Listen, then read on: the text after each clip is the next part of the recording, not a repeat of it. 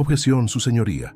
La defensa está argumentando sin pruebas, interrumpió con desdén el abogado Rodríguez, alzando la voz con teatralidad mientras dirigía una mirada burlona hacia los gemelos sentados al lado opuesto de la sala. Silencio. Solo el murmullo sordo del aire acondicionado interrumpía el clima tenso en el Juzgado 14 de lo Penal, en la Ciudad de México. El reloj marcaba las 9:17 de la mañana y ya era evidente que ese juicio no iba a ser como los demás. Yusuf y Malik intercambiaron una mirada. Llevaban el mismo traje gris sobrio, la misma expresión serena que no revelaba nada, y los mismos años de lucha escritos en las líneas de sus rostros. A pesar de ser idénticos físicamente, había un fuego distinto ardiendo en cada uno de sus ojos. Uno era hielo, el otro pólvora. Rodríguez, un abogado de renombre con más de 20 años en tribunales, no se había molestado en disimular su desprecio. Desde el inicio del proceso, su lenguaje corporal gritaba superioridad. Sus gestos hablaban de alguien que no se sentía amenazado. ¿Cómo podría? Estaba seguro de que ese par de gemelos negros, nacidos en Oaxaca y formados en escuelas públicas, no podrían contra él, no en su terreno. «Permítame terminar, su señoría», dijo con voz firme Yusuf, levantándose despacio. Su voz era grave, pero clara como una campana. Las palabras no temblaban. La jueza, una mujer de rostro endurecido por los años y las injusticias acumuladas, lo miró con atención. Sabía reconocer una batalla de egos, y también sabía cuándo había algo más profundo en juego. «Se concede. Continúe, licenciado Yusuf Meibay». Rodríguez sonrió con ironía, como quien permite que un niño juegue al ajedrez creyendo que tiene alguna posibilidad de ganar. «Gracias, su señoría», como iba diciendo. Yusuf giró lentamente hacia el jurado. «Los hechos que presentamos no solo desmienten las acusaciones contra mi cliente, sino que evidencian una estructura de corrupción sistemática que el licenciado Rodríguez ha preferido ignorar, o quizá proteger». Un murmullo se extendió entre los asistentes. Rodríguez parpadeó sorprendido.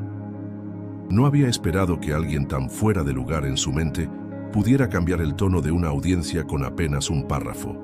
Malik, sentado a su derecha, tomó la palabra con una precisión calculada. «Lo que mi hermano no ha dicho», agregó Malik sin levantarse, «es que conocemos este sistema desde adentro y sabemos cómo se tuerce la ley cuando se trata de personas como nosotros». Una pausa. Intencional, pesada. Los ojos del jurado, de la prensa, de los curiosos, de todos, ahora estaban sobre ellos. «¿A qué se refiere, licenciado Malik?», preguntó la jueza, sin ocultar la intriga. «Me refiero, su señoría, a los expedientes que desaparecieron, a los testigos que fueron presionados para no hablar, a las pruebas que mágicamente se perdieron cuando tocaron las manos del bufete Rodríguez y Asociados».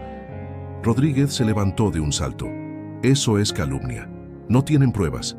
Esto es una estrategia barata». Pero ya no tenía el control. No del todo. El ritmo del juicio había cambiado y era evidente. La prensa instalada al fondo empezó a anotar con mayor velocidad. Yusuf volvió a hablar, esta vez con una calma peligrosa. «Lo que no esperaba, licenciado Rodríguez, es que estudiamos derecho para esto, para este momento. Y llevamos 5 años investigando cada rincón del caso que usted creyó enterrado. ¿Quiere pruebas? Hoy se las vamos a presentar».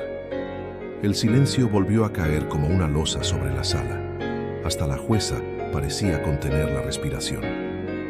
Rodríguez intentó una sonrisa, pero su mandíbula estaba tensa. «Eso no cambiará el hecho de que su cliente fue captado en video cometiendo el delito», replicó, volviendo al ataque. Yusuf alzó una ceja. Malik abrió el maletín y sacó una carpeta negra con un solo papel dentro. «Ese video fue manipulado y el informe forense que lo demuestra fue firmado anoche por uno de los mejores peritos digitales de América Latina. Ya está en poder del tribunal». La jueza bajó la vista al documento que le acababan de entregar. Rodríguez palideció. Nadie dijo nada durante 10 segundos. 10 segundos que cambiarían todo. La guerra apenas comenzaba. El día en que todo empezó no fue en un tribunal, ni en una sala de abogados. Fue en una pequeña tienda de abarrotes en Iztapalapa hace 3 años, cuando un policía empujó contra el piso a un joven con rastas, lo esposó frente a su hermano gemelo y lo acusó de un robo que nunca ocurrió. No se resista, pinche negrito. Agradece que no te meto un balazo ahorita, dijo el oficial, mientras la gente solo miraba desde lejos, como si fuera un espectáculo más. Yusuf, el que estaba de pie, intentó hablar, pero lo callaron con la culata de un arma contra el pecho. «Ese video no sirve de nada», gritó Malik desde el suelo, sangrando de la boca. La tienda tenía cámaras, y lo que mostraban era claro. Ninguno de los dos había robado nada. Habían entrado a comprar leche y pan. Pero bastó una llamada anónima, una descripción genérica y 2 rostros que no encajaban con lo que se espera ver en esa colonia para que todo cambiara. Los siguientes meses fueron una pesadilla. Acusaciones falsas, un defensor de oficio que apenas los escuchó, pruebas desaparecidas, amenazas veladas. Pero lo que más dolió no fue el proceso legal. Fue mirar a su madre, doña Carmelita, con los ojos llenos de miedo, no por ellos, por lo que el sistema podría hacerles. ¿Y si no salen? ¿Y si los matan ahí adentro?, susurró ella una noche, mientras ellos estaban libres bajo fianza, esperando el juicio. Malik tragó saliva. Tenía 26 años. Había leído libros de derecho por gusto desde la prepa. Siempre soñó con defender a los que nadie defendía. Pero jamás pensó que tendría que hacerlo por sí mismo. Fue entonces que tomaron la decisión. Vamos a estudiar, pero en serio, no solo para entender. Vamos a convertirnos en lo que ellos temen, abogados que no se pueden comprar.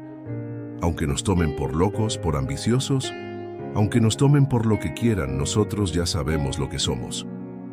Durante 3 años se levantaron antes del amanecer, trabajaron medio turno como cargadores en la central de abasto y luego se metieron a estudiar en línea.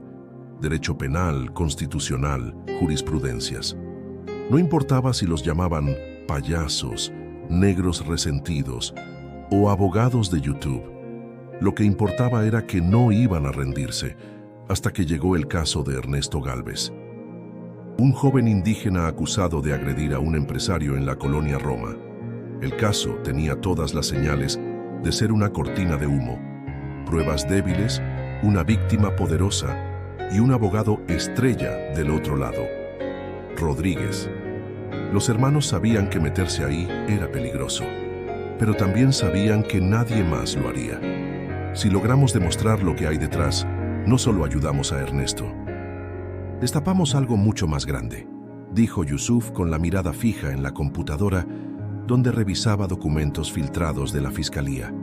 Y así fue como se metieron al ojo del huracán. Pero lo más difícil no fue leer expedientes ni preparar argumentos. Lo más difícil fue la soledad.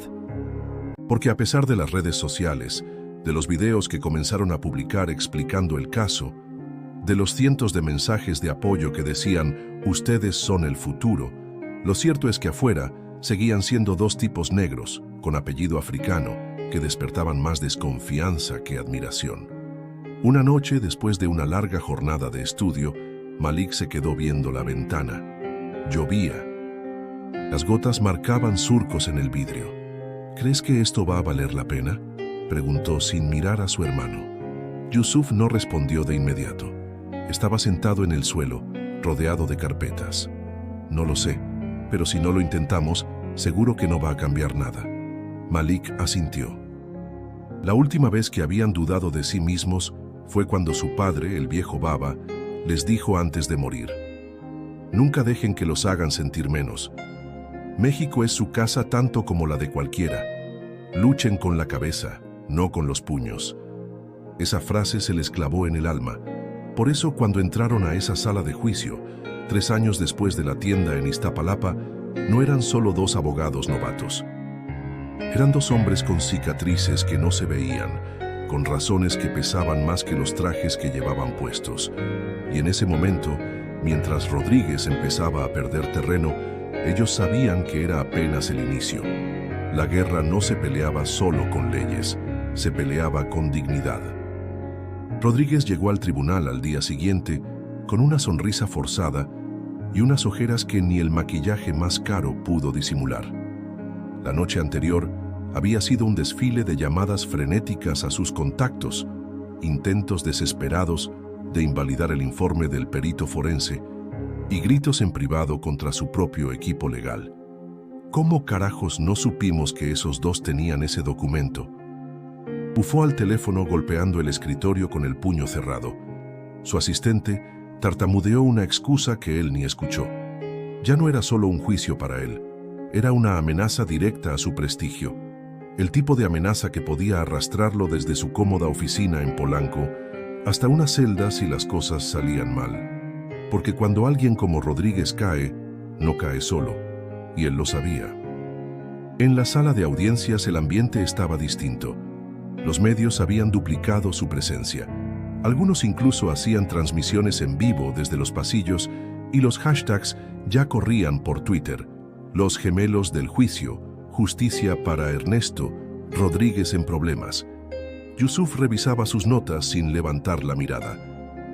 Malik tenía los brazos cruzados, pero su atención estaba puesta en cada movimiento del rival. La jueza entró puntual. Mismo gesto impenetrable, mismo aire de que nada la sorprendía. Pero sus ojos tenían una chispa de algo más, interés genuino. Continuamos con la audiencia. La defensa presentará las pruebas forenses solicitadas en la última sesión, dijo, dando inicio oficial al fuego cruzado. Yusuf se levantó y con voz tranquila, pero llena de intención comenzó. Hemos traído al ingeniero perito Gustavo Lara, experto en análisis de video digital, con más de 20 años de experiencia, y cuyos informes han sido utilizados por este mismo tribunal en casos anteriores. Él demostrará que el video principal de la acusación fue manipulado. Rodríguez intentó una objeción, pero la jueza la rechazó antes de que pudiera terminar la frase. El perito subió al estrado, hombre de complexión mediana, lentes gruesos, voz pausada y sin nervios. Había dado su testimonio tantas veces que ya ni pestañeaba frente a un fiscal molesto. Lo que encontramos, su señoría, es una alteración digital en los fotogramas 238 al 250. Específicamente, una superposición de elementos visuales que no corresponden al entorno original, lo cual indica que el rostro del acusado fue insertado utilizando técnicas de deepfake. Un silencio espeso cayó sobre el tribunal. ¿Está seguro?, preguntó la jueza. Totalmente, lo comprobamos utilizando 3 métodos independientes. Y además, identificamos la fuente del material original utilizado para la alteración. ¿Y cuál fue? El perito tomó aire. Un video de redes sociales publicado por el propio acusado una semana antes de la supuesta agresión. El mismo rostro fue recortado y sobrepuesto al cuerpo del verdadero agresor. Rodríguez se removió en su asiento. Intentó mantener la compostura, pero su frente estaba perlada de sudor. Malik se inclinó hacia su hermano y susurró: «A este ritmo va a explotar antes del viernes». Yusuf no respondió, pero la comisura de su labio tembló apenas un segundo. Una pequeña sonrisa. Cuando la jueza permitió el interrogatorio cruzado, Rodríguez se acercó al perito con la arrogancia propia de quien ha hundido a cientos antes. «Ingeniero Lara, ¿quién pagó por su informe?» «La defensa», respondió el perito sin titubear.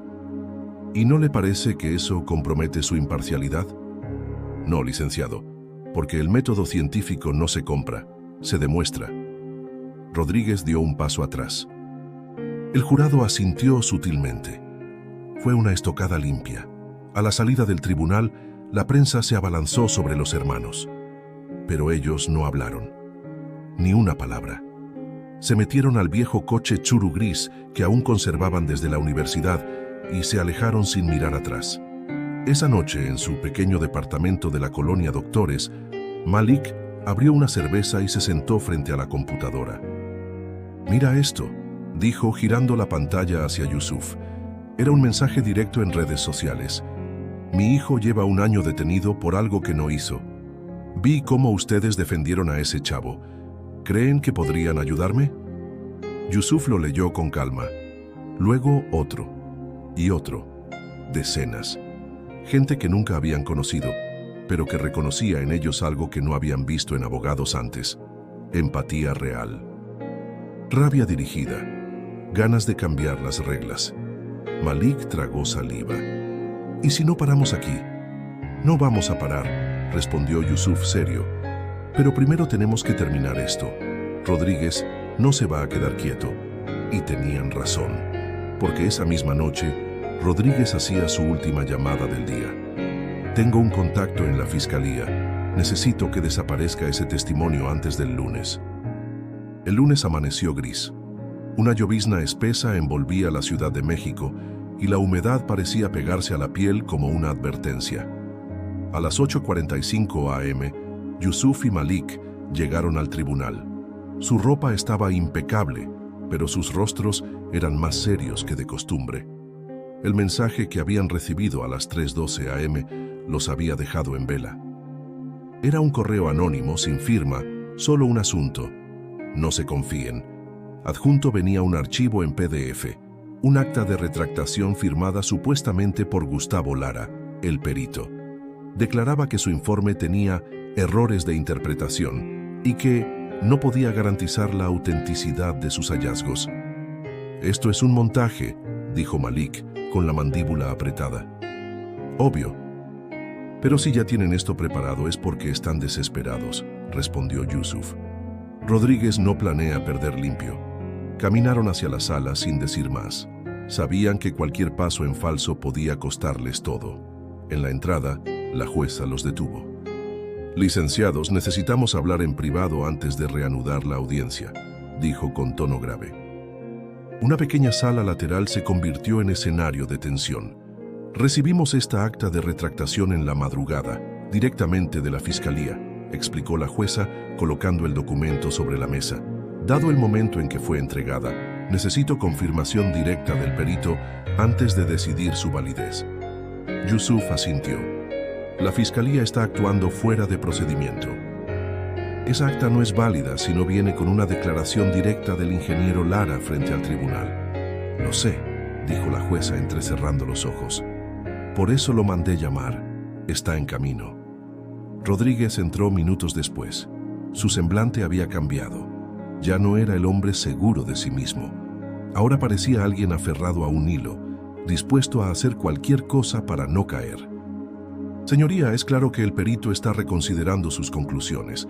No podemos continuar el juicio sin verificar la autenticidad de sus pruebas». La jueza no le respondió. Solo esperó. A las 9:22 am, Gustavo Lara entró a la sala con una expresión de fastidio. Mojado por la lluvia, cargaba su portafolio y una mirada que podía partir a cero. «¿Es esto su firma?», preguntó la jueza mostrando la hoja. Lara la revisó con detalle, luego negó con la cabeza. «No, esa firma fue escaneada de un documento antiguo. El contenido es falso. Y si me permiten, traigo una denuncia formal por intento de falsificación». Rodríguez se quedó congelado. La jueza lo miró como si acabara de recibir la pieza que faltaba. «Licenciado Rodríguez, ¿usted o alguien de su equipo tuvo acceso directo al ingeniero o a sus documentos?». «Por supuesto que no. Esto es una trampa para desprestigiarme», contestó alzando la voz. Pero ya era tarde. La jueza anotó algo en su libreta y luego anunció: «Esta audiencia continúa. Pero a partir de este momento, todo intento de obstrucción será reportado al Consejo de la Judicatura. Que conste en actas». Rodríguez no respondió, solo se sentó, con los labios apretados y la frente empapada de sudor frío. Yusuf y Malik intercambiaron una mirada. Ganar terreno era difícil, pero mantenerlo era todavía más. Esa noche, en su departamento, prendieron la televisión. Un noticiero mostraba imágenes de ellos entrando al tribunal. Los hermanos Mebey, conocidos como los gemelos del juicio, están poniendo en jaque a uno de los abogados más poderosos del país. Malik bajó el volumen. Luego se reclinó en el sofá. «Ya no es solo este caso. ¿Te das cuenta?». «Sí, Y eso lo hace más peligroso, respondió Yusuf, porque sabían que cuando el poder es expuesto, no se queda quieto, no acepta la derrota. No perdona a quienes rompen el guión, y la siguiente jugada no tardó.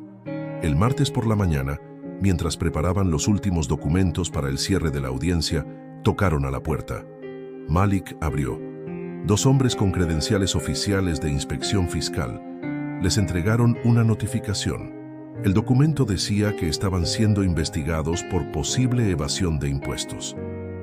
Yusuf leyó el papel en silencio. ¿En serio? ¿Ahora esto? Malik apretó los dientes. Nos quieren asustar. Y lo están intentando mal.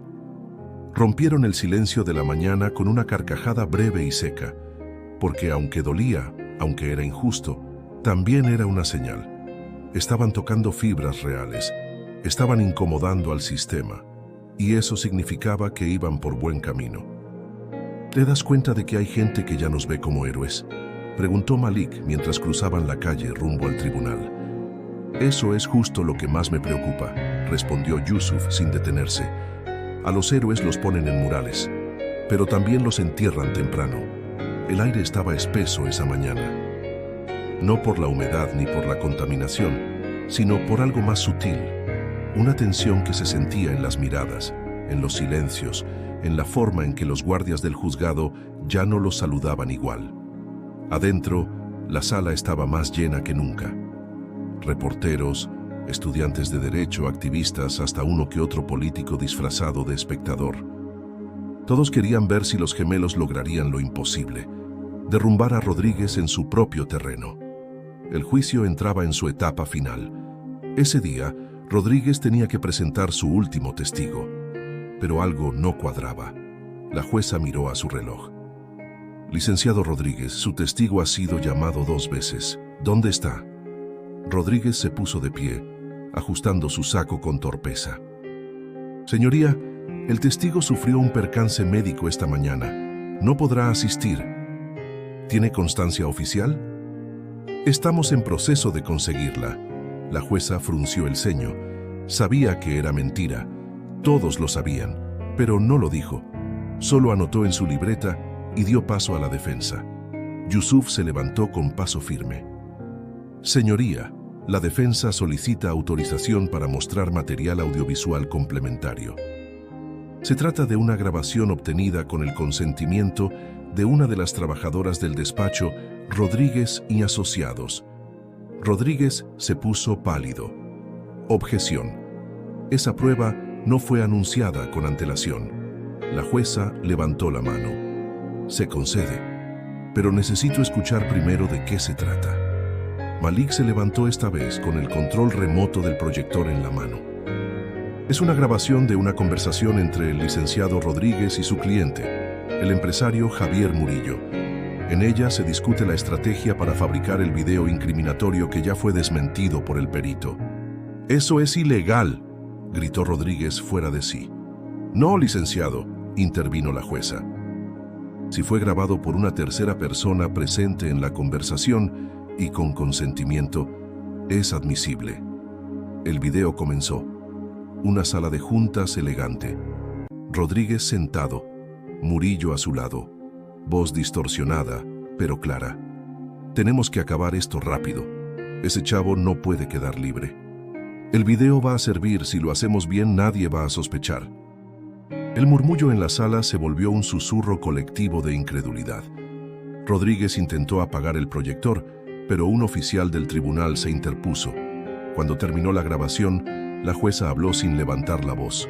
«Solicito copia de este material para su incorporación oficial al expediente». Rodríguez ya no dijo nada. Yusuf cerró su carpeta con suavidad. Había hecho su parte. Ahora el caso estaba en manos del jurado, pero sabían que fuera del tribunal, la verdadera batalla apenas comenzaba. Esa noche, cuando llegaron a casa, el departamento estaba revuelto. La puerta principal forzada, las carpetas abiertas, los discos duros arrancados. «No se llevaron nada de valor, solo nuestros documentos», dijo Malik, revisando los cajones. «No fue un robo, fue un mensaje». En el piso, escrito con marcador negro en una de sus paredes: «Paren o se acaba todo». Yusuf respiró hondo. Tomó su celular y marcó un número. «Tenemos que mover las pruebas a un servidor externo. Hoy». Llamaron a su contacto en una ONG internacional. Una mujer de voz pausada y tono urgente que se comprometió a custodiar el material. A las 2 de la madrugada, todo estaba encriptado, respaldado y fuera de sus manos. «¿Y si nos hacen desaparecer?», preguntó Malik con media sonrisa amarga. «Entonces que sepan que esto no desaparece con nosotros». Los días siguientes fueron de espera. Llamadas extrañas, autos estacionados frente al edificio, mensajes sin remitente. Pero también hubo apoyo. Vecinos que ofrecían quedarse afuera vigilando, estudiantes que enviaban comida y libros, gente que tocaba el timbre solo para darles las gracias. Una señora les dejó una carta escrita a mano: «Nunca pensé ver a alguien enfrentar a esa gente. Gracias por hacerlo». Y ahí entendieron lo que en realidad estaba en juego. No era solo la libertad de Ernesto Gálvez. Era la idea de que el poder puede ser vencido, de que el miedo no es eterno. 2 días después, la jueza convocó la última audiencia. Veredicto. La sala estaba en silencio absoluto. Los flashes de las cámaras se habían detenido. Las plumas dejaron de rasgar libretas y hasta los teléfonos parecían contener el aliento. Yusuf y Malik permanecían de pie, uno a cada lado del acusado. Ernesto Gálvez, un joven delgado, de mirada firme, pero con las manos temblando ligeramente sobre la mesa. El jurado había salido hacía más de 1 hora para deliberar. Rodríguez, al fondo, estaba sentado con el rostro caído hacia el suelo. No hablaba, no se movía. Parecía encogido dentro de su traje de diseñador, como si de pronto hubiera encajado en su verdadera talla moral. La jueza entró de nuevo y golpeó la mesa con su mazo.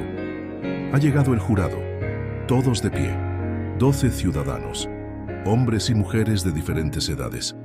Ninguno alzó la mirada al cruzar la sala. Se sentaron en sus lugares con rostros neutros, pero algo en su lenguaje corporal decía que la decisión había sido difícil, pesada. El portavoz del jurado se levantó. Después de revisar todas las pruebas, escuchar todos los testimonios y considerar los argumentos de ambas partes, llegamos a un veredicto. Ernesto apretó las manos sobre sus rodillas. Yusuf lo miró de reojo, sin moverse. Malik bajó los párpados apenas un segundo, como si hiciera una oración muda. El jurado declara no culpable al acusado Ernesto Gálvez. Un leve jadeo colectivo sacudió la sala.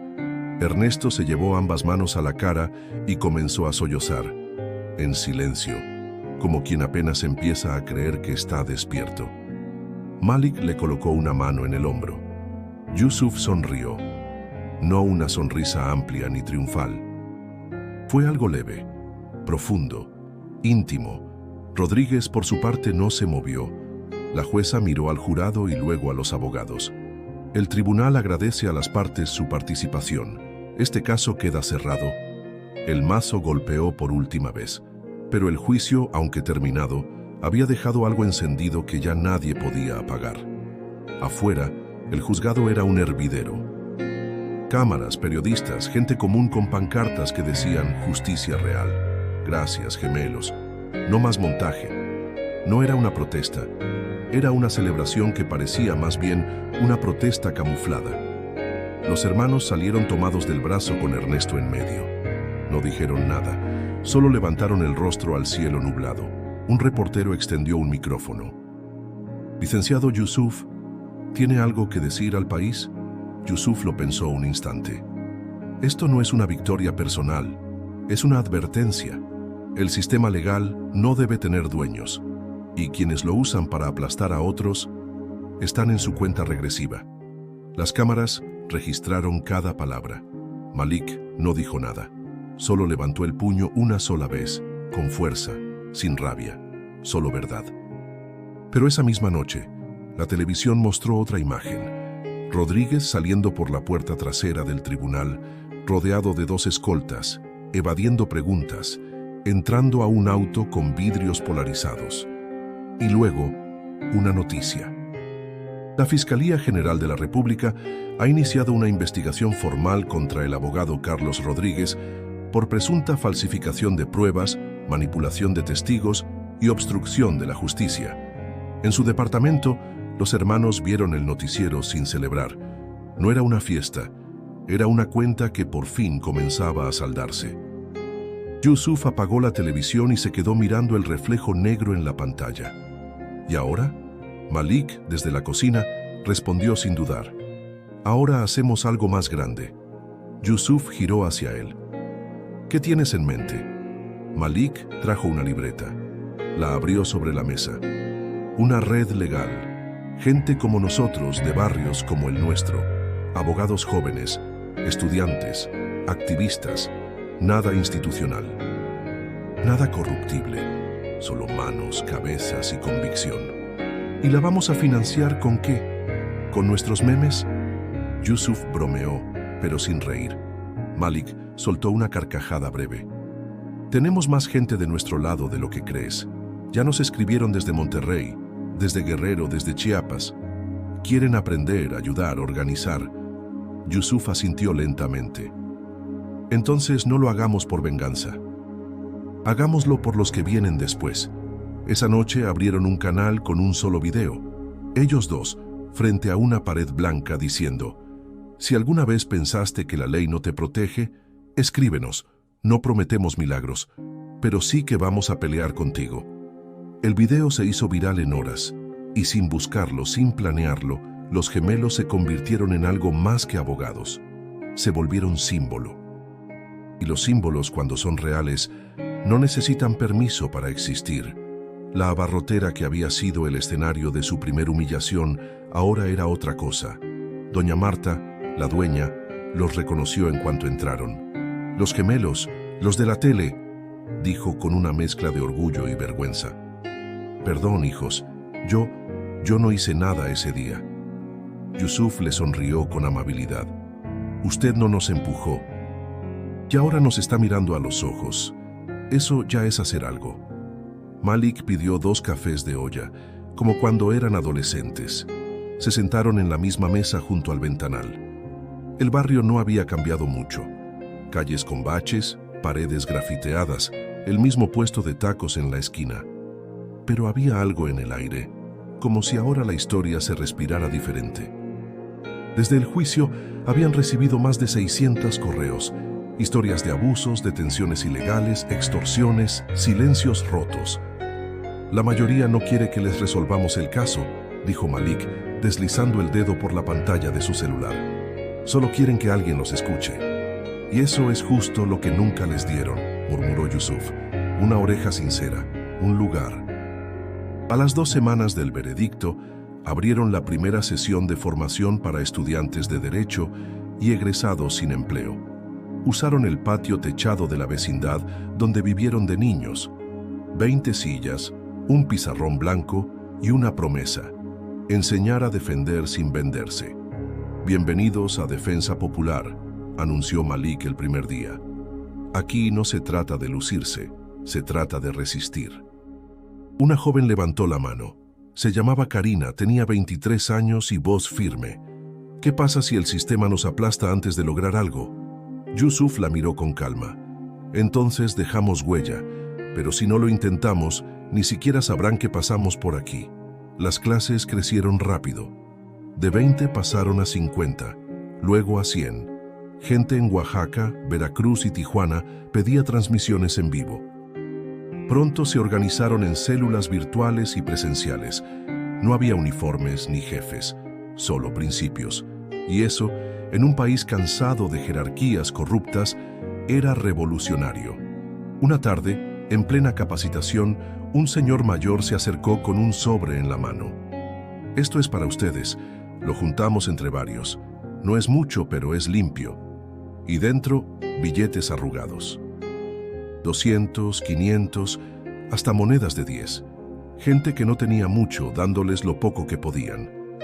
No aceptamos dinero, dijo Yusuf, con respeto, pero sí aceptamos confianza. Malik anotó los nombres en una libreta. Esto no lo vamos a gastar, lo vamos a sembrar. Así nació el Fondo Gálvez en honor a Ernesto, quien ahora estudiaba Derecho en la UNAM con una beca completa gestionada por la red. Rodríguez, por su parte, enfrentaba 3 procesos penales. Su bufete cerró oficinas en Guadalajara y Monterrey. Algunos exclientes comenzaron a denunciar. Lo habían tenido todo y ahora no tenía casi nada. Pero la historia no cerraba en su caída. Cerraba en cada persona que ahora se atrevía a hablar. Como don Chema, un exchofer que denunció al comandante que lo extorsionaba. Como Nayeli, una mamá soltera que defendió a su hijo menor de edad frente a una detención injusta, usando lo que aprendió en los talleres.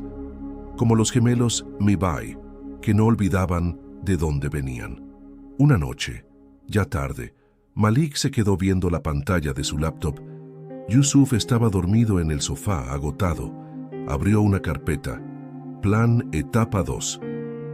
Dentro, un archivo titulado Universidad Libre de Derecho Comunitario. Era solo una idea, por ahora. Pero en el barrio, las ideas tienen fuerza cuando se siembran en tierra fértil. Al día siguiente, mientras caminaban por el parque de la colonia Doctores, un niño se les acercó. ¿Ustedes son los que salen en TikTok hablando de justicia? Yusuf rió. A veces, sí. ¿Y se puede estudiar para eso aunque uno no tenga dinero? Malik se agachó para quedar a su altura. Se puede. Y si no te dejan, nosotros abrimos camino. El niño se fue corriendo, pero antes de cruzar la calle, gritó, «Entonces voy a ser como ustedes». Y en ese momento, por primera vez en mucho tiempo, no sintieron presión, sintieron esperanza. 6 meses después del juicio, la Ciudad de México seguía rugiendo como siempre. Tráfico eterno, puestos de tamales en las esquinas, vendedores ambulantes con bocinas rotas. Pero algo se había movido. Pequeño, casi imperceptible, pero real. En una sala improvisada dentro de una antigua fábrica abandonada en la colonia obrera, más de 200 personas escuchaban en silencio. Estaban ahí por invitación directa. Algunos eran estudiantes, otros obreros, algunas madres con hijos, incluso un par de policías en ropa de civil. Frente a ellos, sobre una tarima hecha con palets reciclados, estaban los hermanos Mbay. Malik tomó el micrófono. Nos dijeron que no tenía sentido, que esto era una moda, que nadie iba a escuchar. Y sin embargo, aquí están ustedes. Aplausos suaves. Algunos asentían.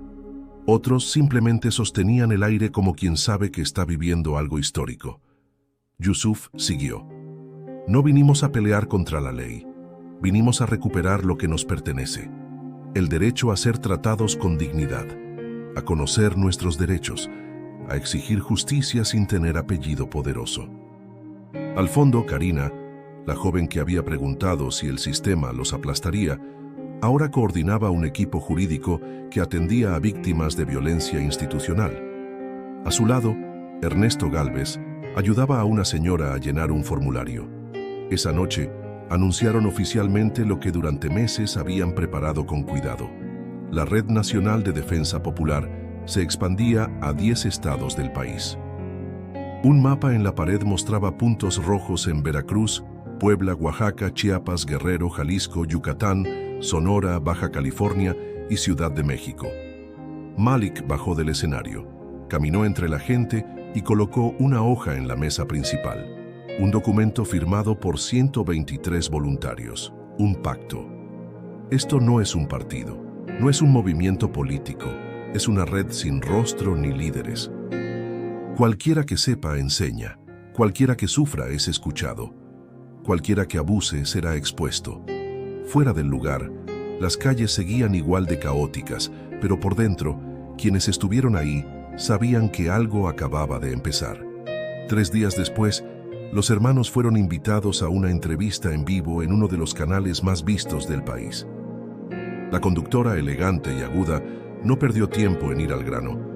Muchos dicen que ustedes están romantizando la lucha legal, que esto es un show. Yusuf respiró hondo. ¿Y qué tiene de malo contar una historia? Durante años nos contaron que la justicia solo era para unos cuantos. Ahora nosotros estamos contando otra. Y está funcionando. ¿Qué opinan de quienes los llaman abogados populistas? Malik no parpadeó. Prefiero que me llame así alguien con millones en el banco, que decepcionaría a su madre por una factura más. Silencio en el estudio. Y luego algo que no esperaban. La conductora sonrió. Mi padre fue obrero y se murió esperando justicia laboral. Ojalá los hubiera conocido. El video de la entrevista se viralizó, pero no por los insultos, por la verdad. Porque por primera vez, la gente se veía representada en alguien que no buscaba votos ni fama, solo resultados. Mientras tanto, Rodríguez ya no era noticia. Su juicio se aplazaba constantemente y sus antiguos aliados le habían dado la espalda. Solo aparecía en notas breves, como advertencia para quienes aún pensaban que podían manipular la ley sin consecuencias. Un día, mientras salían de una asesoría legal gratuita en Tepito, un joven se les acercó. ¿Es cierto que ustedes empezaron por una injusticia con su familia? Es cierto, respondió Yusuf. Nos empujaron, y en vez de caer, nos organizamos. El joven los miró con admiración. Entonces, ¿cree que yo también podría? Malik lo miró a los ojos. Tú puedes ser mucho más que nosotros. Solo necesitas no rendirte cuando todos te digan que no hay salida. Lo abrazó, breve pero firme, como quien da permiso para avanzar. Esa noche, ya en casa, Yusuf abrió su cuaderno personal, el mismo donde había escrito sus primeros apuntes legales en una esquina del mercado. Con un café frío y dolor de espalda. Escribió una sola línea. La justicia empieza cuando alguien se atreve a escuchar lo que siempre fue ignorado. Cerró el cuaderno. No necesitaba escribir más. Malik llegó con 2 cafés. Los dejó en la mesa y encendió la radio. Sonaba una cumbia lejana. La ciudad seguía viva, imperfecta, sucia, hermosa. Y en medio de ese caos, 2 hermanos que lo habían perdido todo seguían de pie. No como mártires, como hombres comunes que decidieron no callarse nunca más. Un año después, la ciudad ya no los miraba igual. No porque hubieran cambiado de ropa o de acento, sino porque ahora sabían que en algún rincón de esas calles desordenadas había 2 hombres dispuestos a romper el silencio con leyes, con paciencia, con verdad. Era sábado por la tarde. El sol caía suave sobre la explanada de la secundaria, donde los hermanos Mbay habían sido alumnos. Frente a ellos, una fila de adolescentes esperaba para recibir su primera clase de derechos humanos. Yusuf revisaba los documentos en una mesa de plástico. Malik le sonreía uno por uno. ¿Y tú por qué estás aquí?, le preguntó a un chico de 14 años. Porque quiero que mi mamá no tenga miedo cuando pasan las patrullas, respondió sin dudar. Eso bastaba. A unos metros, un mural recién pintado mostraba sus rostros, no como superhéroes, sino como lo que eran: 2 hombres comunes, con ojos firmes y el barrio en la piel. Una señora se acercó con un tupper en las manos. No es mucho, pero son enchiladas de mole. Pa, que no se les olvide que aquí los queremos. Malik las tomó con gratitud. Nunca nos vamos a ir, esto también es nuestra casa. Esa noche, al volver al departamento, Yusuf encendió la luz del escritorio y sacó el viejo cuaderno donde todo empezó. Escribió una sola línea. Si hoy un niño quiere ser abogado para defender a su gente, ya hicimos algo que valió la pena. Malik lo leyó por encima del hombro y asintió. Entonces no pares de escribir. Afuera, la ciudad seguía sonando. Ambulancias, risas, bocinas, el perro del vecino. Pero entre todo eso, ya había algo que se mantenía constante. Un eco nuevo, una certeza. La justicia, cuando se construye desde abajo, no depende de jueces ni de cámaras. Vive en quienes deciden no rendirse, aunque todos digan que es inútil. Y los gemelos, ellos ya no caminaban solos.